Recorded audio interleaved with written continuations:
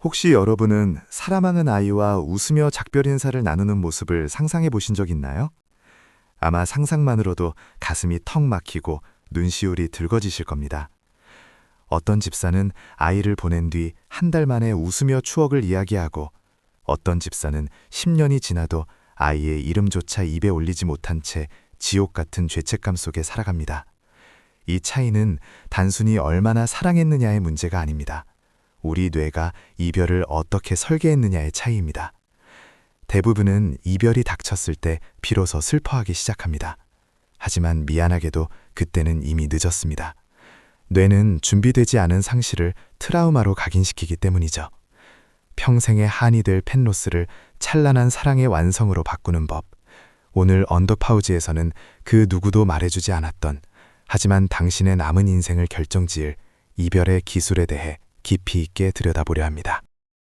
아이의 하얀 주둥이를 보며 혹은 예전 같지 않은 걸음걸이를 보며 문득문득 가슴이 저리고 눈물이 나시나요? 많은 분이 이 감정을 죄악시합니다. 아직 살아있는 애를 두고 재수없게 왜 이래? 라며 감정을 억누르죠. 하지만 심리학은 이 감정을 예비 슬픔이라 부르며 매우 긍정적인 신호로 해석합니다. 우리 뇌는 감당할 수 없는 거대한 충격이 예상될 때 이를 견뎌내기 위해 조금씩 슬픔을 분할 납부하기 시작합니다.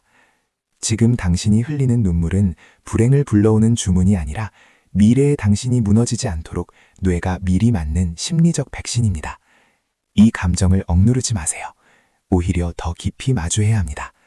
지금 충분히 슬퍼하고 충분히 두려워하는 사람만이 진짜 이별이 왔을 때 아이의 마지막 곁을 이성적으로 지킬 수 있습니다. 슬픔을 미루지 마세요. 그것은 나중에 이자가 붙어 죄책감이라는 괴물로 돌아오게 됩니다. 우리는 아이의 사진과 영상을 수만 장씩 찍습니다. 하지만 아이가 떠난 뒤 그 사진들은 오히려 날카로운 칼날이 되어 돌아옵니다. 시각적 기억은 너무나 강렬해서 뇌의 통증 중추를 직접적으로 자극하기 때문이죠. 이제 기록의 관점을 완전히 바꿔야 합니다. 펫로스 이후 우리를 가장 미치게 만드는 건 의외로 사진 속 모습이 아닙니다. 바로 공백의 소리입니다. 거실 어딘가에서 들리던 규칙적인 코골이 소리, 물 마실 때 들리던 찹찹거리는 소리, 현관문이 열릴 때 마룻바닥을 긁던 그 경쾌한 발톱 소리. 청각과 후각은 뇌에서 감정을 담당하는 대뇌 변연계와 가장 밀접하게 연결되어 있습니다. 지금 당장 휴대폰을 들고 아이의 숨소리를 1분만 녹음하세요. 아이의 정수리에서 나던 그 쿰쿰하고 따뜻한 냄새를 온몸의 감각으로 기억해두세요.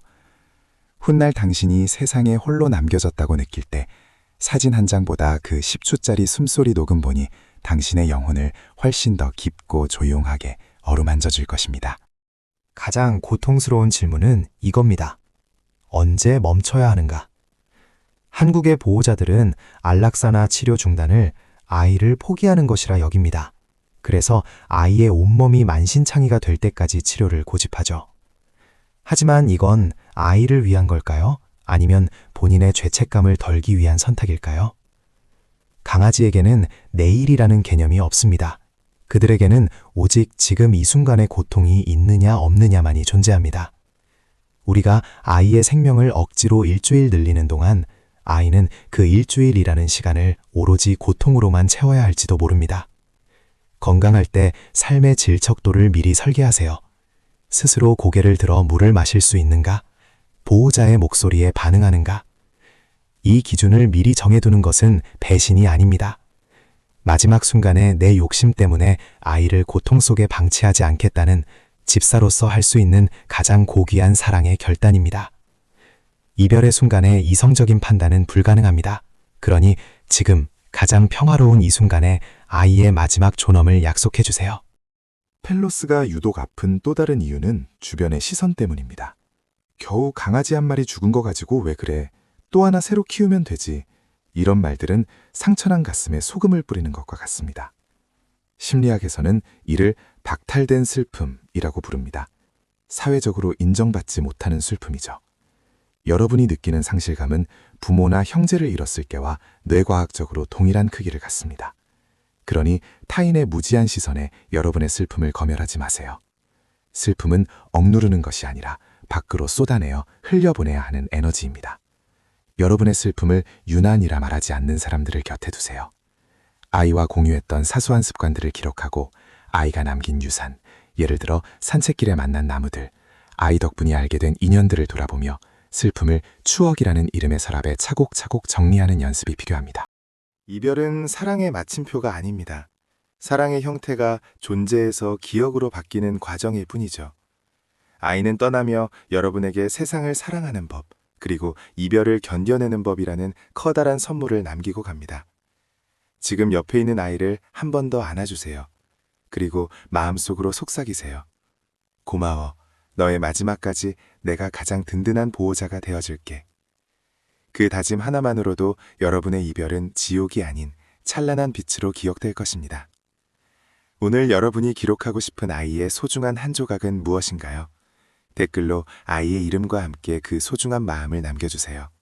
언더파우즈가 그 모든 이야기를 가슴 깊이 간직하겠습니다. 시청해주셔서 감사합니다.